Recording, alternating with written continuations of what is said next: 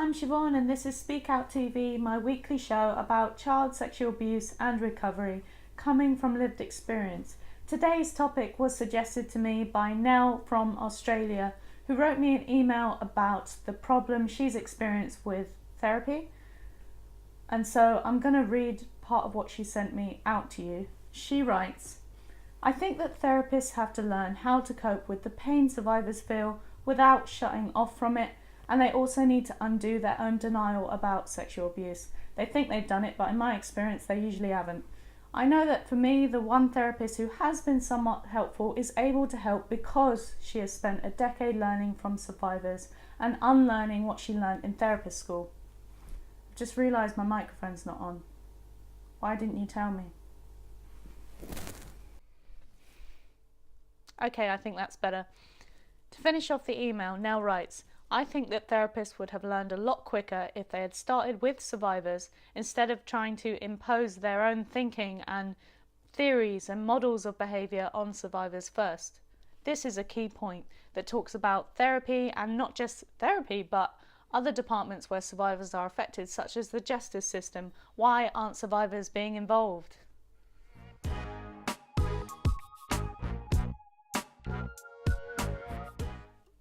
The work I do centres around developing training that is survivor-led. I'm constantly asking myself, how will this piece of work help the child who is being abused today, of which there are many, and of course those who are dealing with the aftermath? If you do want to learn from real experience, then the resources are out there to help you do that. For example, the Survivors Collective have commented on things they think would improve mental health service delivery.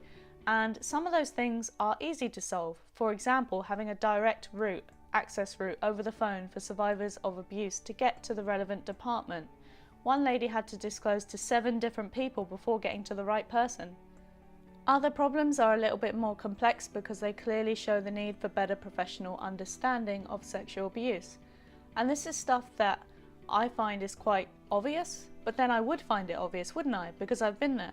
For example, one survivor was telling a therapist her story, and the therapist replied with, I can't believe that happened, it just doesn't make any sense. Not understanding, presumably, the impact that hearing that would have on the survivor, who is used to denying their own experiences just to survive.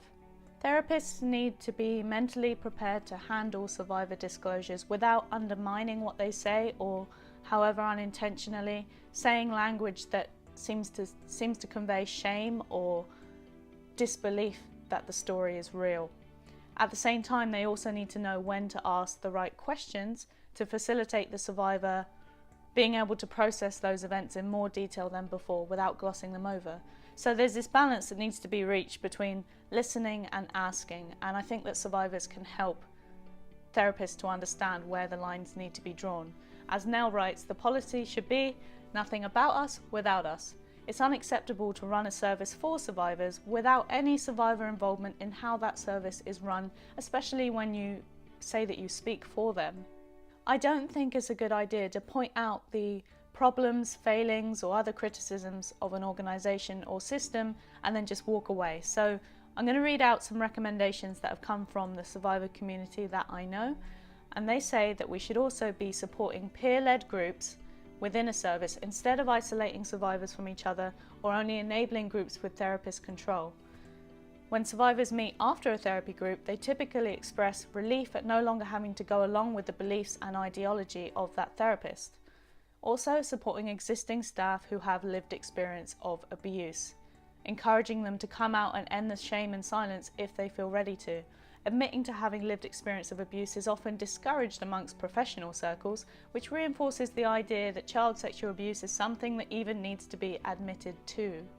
This is just a cluster of survivor feedback that I've collected amongst the survivor groups that I know about, and there are many more. So if you are someone who provisions services for survivors, or you are a therapist who works with them, then please get in touch. Get in touch with those groups and start learning by lived experience to complement what you already know. I want to finish off today by reading out the part of Nell's email that I liked the most, when she said, I want you to know that you are a part of the reason I feel like I can have a voice. You're very welcome.